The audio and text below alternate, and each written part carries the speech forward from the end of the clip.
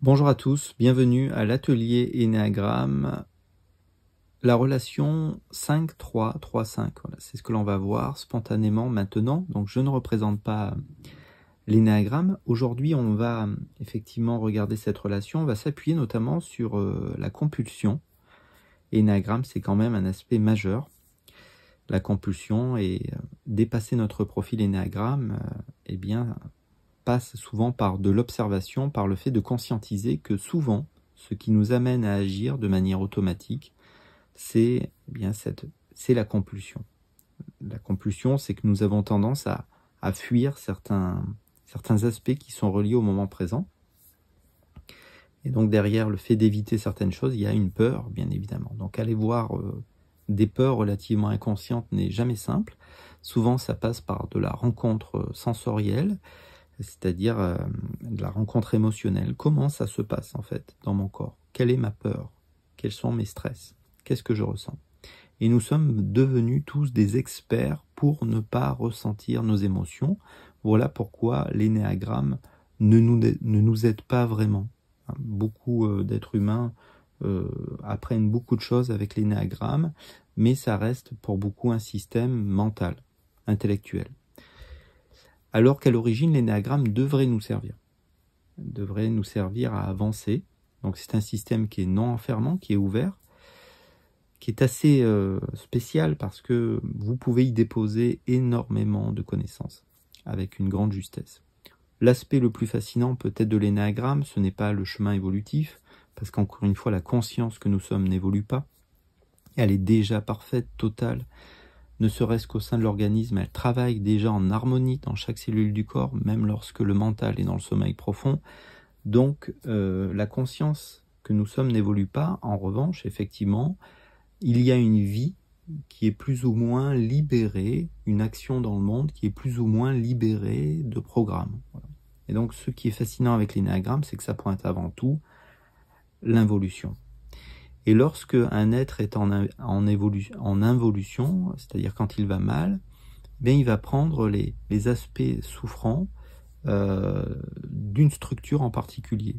Voilà pourquoi la découverte de notre profil est si important et pourquoi il faut justement s'attacher en premier lieu à découvrir notre profil.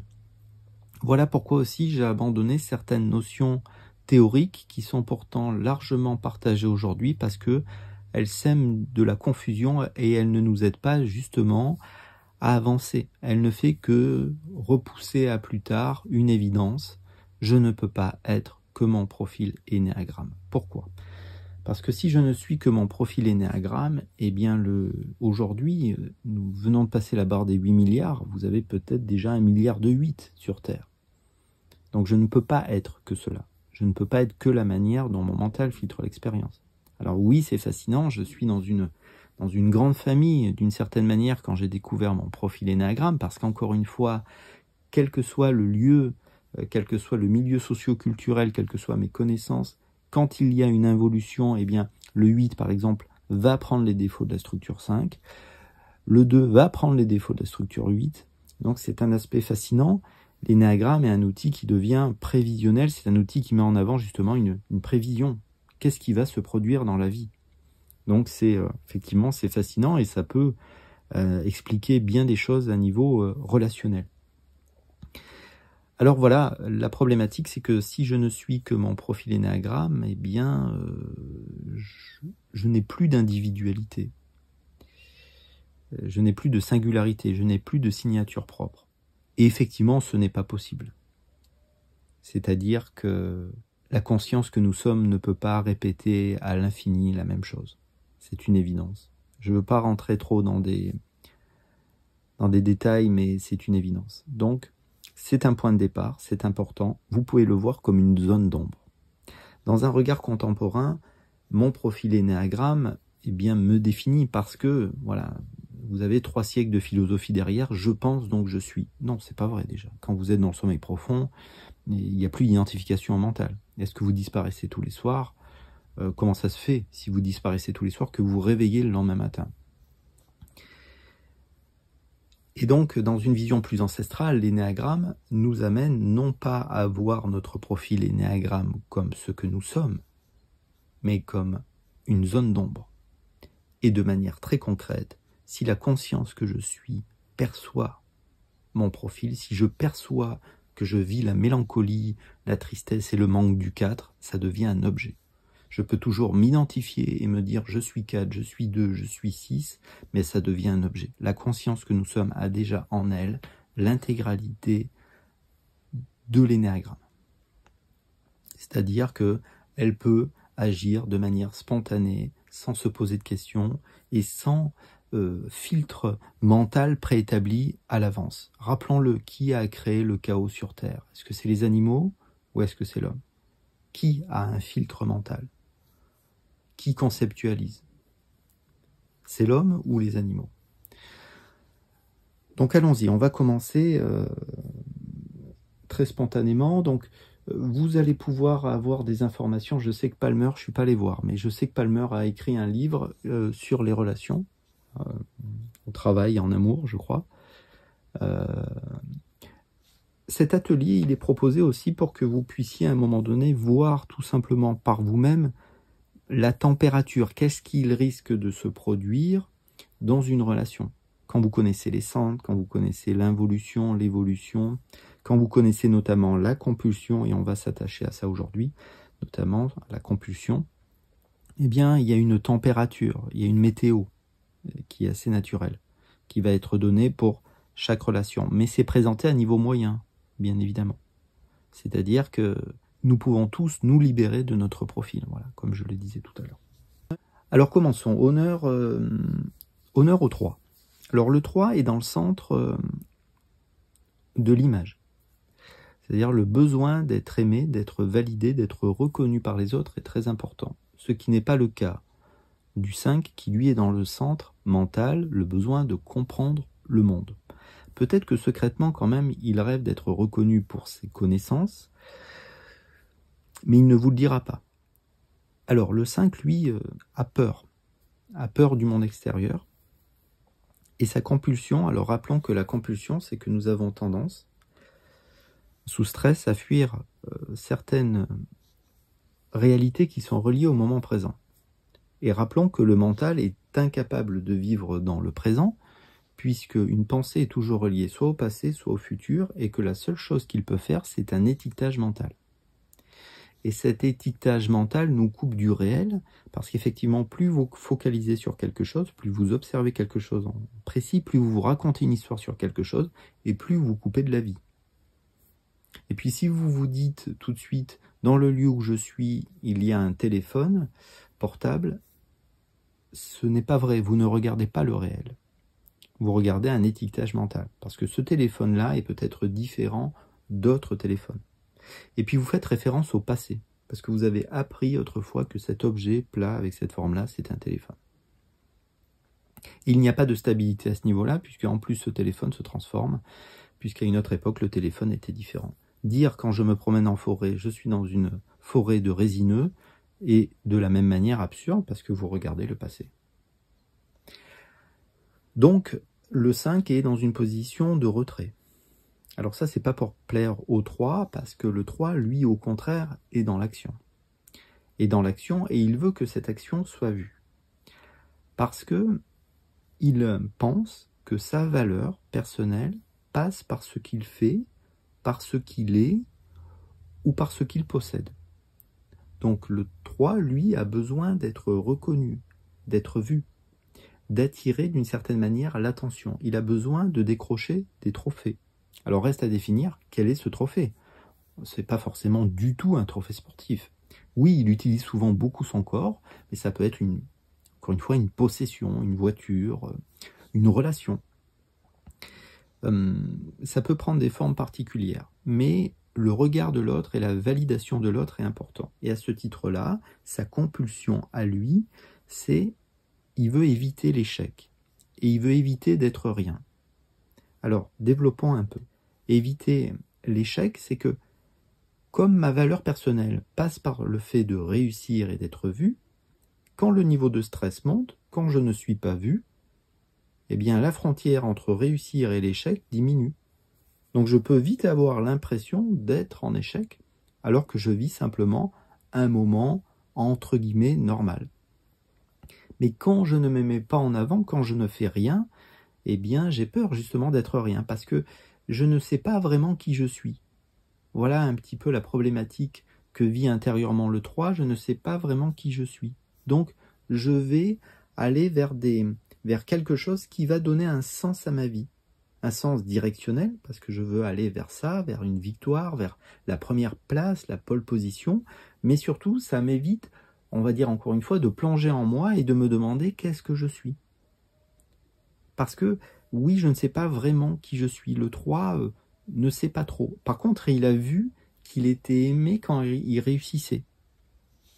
Donc naturellement, il est attaché à faire des choses et il fuit le fait d'être rien. Et quand il fait rien, il a l'impression d'être dans l'échec. Et de la même manière, le 5, sa compulsion, c'est le vide intérieur. Et l'intrusion. Alors le vide intérieur, il faut comprendre pour lui que c'est le fait de n'avoir rien à analyser mentalement. Parce qu'effectivement, pour lui, c'est se remplir de connaissances. Rappelons en un mot que le 5 involue en 7, quand il va mal, il se remplit vraiment d'informations qui ont, pour le dire ainsi, ni queue ni tête. C'est-à-dire, il n'y a pas de cadre. C'est je me remplis d'informations pour l'information. Quand il va bien, le 5 pose les pieds sur terre, il va regagner les qualités du point 8, il va à un moment donné prendre un domaine précis, et là il va pouvoir matérialiser, voilà, dans le monde, et là il n'aura pas peur d'être dans la confrontation. Voilà. Pourquoi? Parce qu'effectivement, il va prendre les qualités du 8. Le 8 est dans la confrontation avec les autres, voilà, il fait souvent force de colère, il montre un petit peu qui il est, et ce qu'il a dans le ventre. Là, c'est différent. Le 5, en prenant les qualités du 8, va se confronter, naturellement confronter ses connaissances, parce qu'il les aura validées. Donc il n'aura pas peur. Potentiellement, il aura dépassé la peur d'être rejeté, ou la peur qu'on lui dise non, ou la peur d'être idiot, parce que il aura à un moment donné vérifié ses connaissances, et il pourra donc naturellement les proposer, et il va rayonner, parce que il a une capacité à se remplir de connaissances, c'est quand même spécial le 5, c'est ce qu'il apporte au monde. Revenons un peu en arrière, donc la compulsion énéagramme, pour le 5, c'est le vide intérieur. Donc j'ai peur que dans le moment présent, il n'y ait rien à analyser. Rappelons le 3, j'ai peur qu'il n'y ait rien à faire. J'ai peur qu'il n'y ait rien à faire pour le 3, j'ai peur qu'il n'y ait rien à analyser pour le 5. Donc nous sommes dans deux univers qui sont très loin, on va pas se mentir, mais au niveau du malaise, il peut être relativement vécu de la même manière. Alors, mécanisme premier du 5, c'est l'isolation, donc il va isoler ce malaise, il va réussir à le mettre de côté. Et le 3, lui, eh bien, naturellement, va pouvoir, il a une telle capacité à agir, le 3 qui va peut-être prendre une paire de baskets et camoufler son malaise. Bref, tous les deux arrivent assez fort à, entre guillemets, à dépasser le moment présent, dépasser le malaise du moment présent.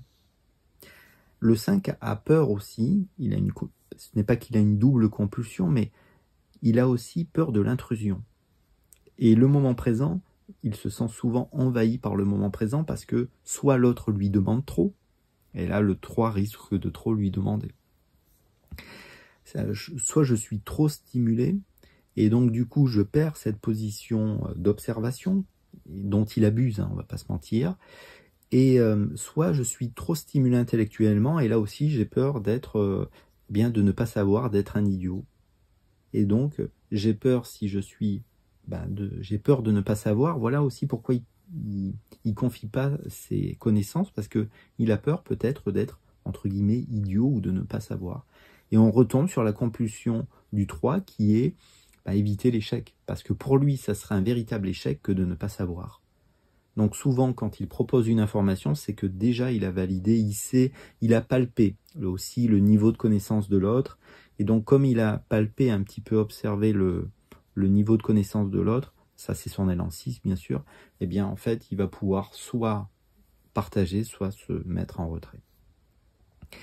Mais le fait d'avoir son jardin secret, ou le fait de maquiller un petit peu les événements pour être toujours à mon avantage, parce que rappelons que le 3, quand il ne réussit pas, il a l'impression d'être dans l'échec, eh bien peut donner simplement l'impression que les deux nous disent pas la vérité, mais pour des raisons bien différentes. Et là, on pourrait évoquer naturellement la tendance principale. Donc la tendance principale, pourquoi? Parce que la compulsion énéagramme nous amène à la tendance principale. Et la tendance principale, c'est cette attitude psychologique, cet état interne, cette émotion, voilà, qui est ressentie. Alors pour le 3, la tendance principale, c'est la tromperie. Alors la tromperie, c'est-à-dire qu'il ne trompe pas forcément les autres. Mais j'ai besoin, encore une fois, de m'exposer dans une réussite. Parce que si je ne réussis pas, eh bien, je n'ai pas de valeur. Et ça risque de déranger énormément le 5. Parce qu'il risque d'observer ça et il risque de se dire ça ne fait aucun sens. Le comportement du 3 n'a pas de sens. Et là, c'est la fin de la relation. Ou alors, on peut se pencher aussi sur la tendance principale du 5, c'est l'avarice, c'est-à-dire que à un moment donné, effectivement, le 3 risque de se rendre compte que le 5 ne partage pas ce qu'il est. Et il porte en lui, le 3, l'envie de se joindre à un groupe. Et s'il voit que le 5 reste en retrait, c'est la fin de la relation. Pourtant, ils sont appelés à se rencontrer. Ils peuvent se rencontrer, parce que effectivement, comme je l'évoquais tout à l'heure, quand le 3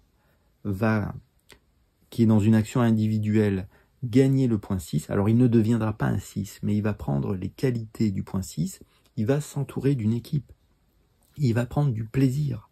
Lui qui était relativement isolé, alors je ne parle pas du sous-type, hein, bien évidemment, le 3 peut être en sous-type social et avoir beaucoup d'amis. Non, je parle vraiment qu'il est dans une action individuelle, cette réussite n'est pas partagée, et à un moment donné, quand il va bien, il va la partager. Il va, en regagnant le point 6, être loyal à un groupe. Et là, normalement, le 5 pourrait sentir, non seulement que le 5 a une aile en 6, il pourrait sentir que le 3 apporte quelque chose de spécial, que lui-même n'a pas, parce qu'on se nourrit de la différence. Mais encore une fois, tout dépendra là où on en est, parce que cette tendance principale, donc cette attitude psychologique, pour le 5, c'est l'avarice, c'est-à-dire il va se mettre en retrait.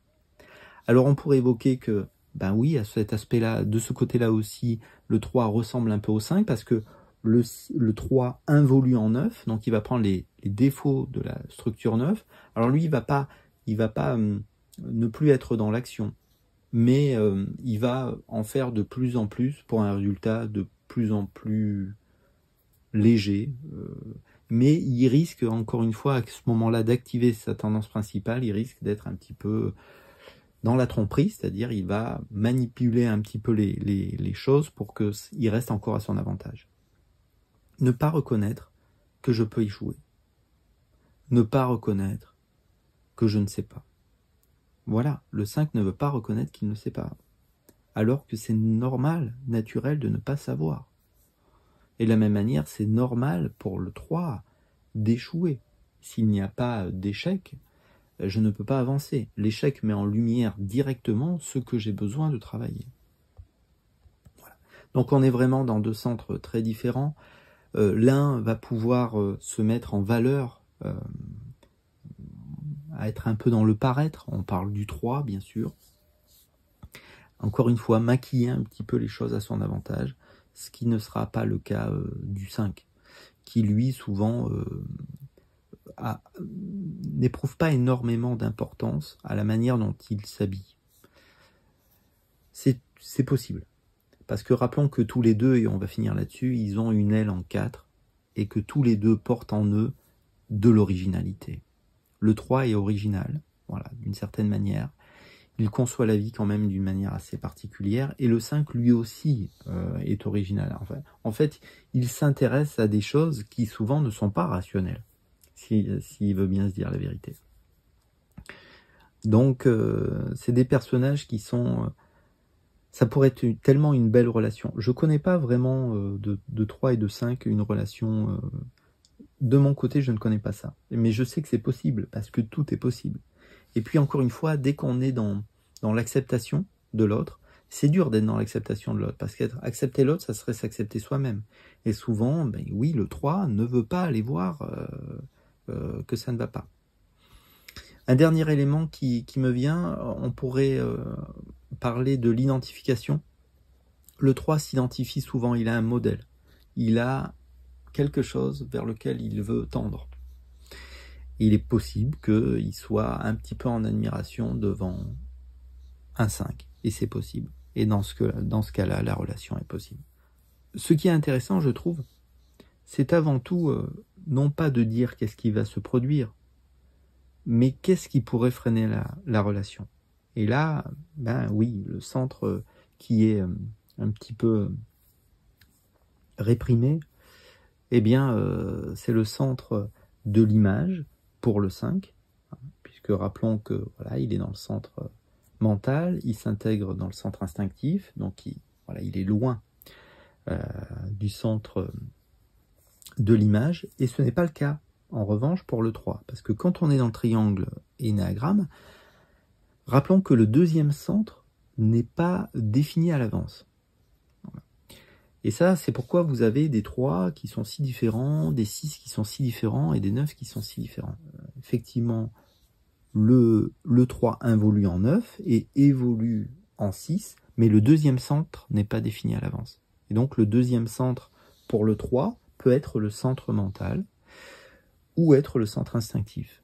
Et nous agissons souvent depuis notre deuxième centre, si vous regardez bien. Donc ce qui est possible, c'est que le 3, s'il a un deuxième centre, si son deuxième centre, c'est le centre mental, eh bien le 5 peut avoir l'impression que c'est un être qui est relativement rationnel, relativement stable, en qui on peut avoir confiance. Ici s'arrête cette toute petite causerie. Alors un pouce, vous abonnez si vous le souhaitez, si vous avez un commentaire constructif à mettre. Encore une fois, c'est des moments de partage libre. Hein. Voilà, donc ne prenez que ce qui est bon pour vous. Et puis rappelons que l'énéagramme, c'est un outil de transmission. Donc cette transmission, elle doit être libre. Personne mieux que vous peut découvrir qui vous êtes. C'est difficile de se dire que c'est un enseignant qui va me dire qui je suis. Non. Personne mieux que vous peut savoir qui vous êtes. Personne mieux qu'un 5 peut parler d'un 5. Personne mieux qu'un 3 peut parler d'un 3. Et comme je suis ni l'un ni l'autre, eh bien, je vous laisse me mettre un commentaire si vous le souhaitez. Peut-être. À bientôt. Au revoir.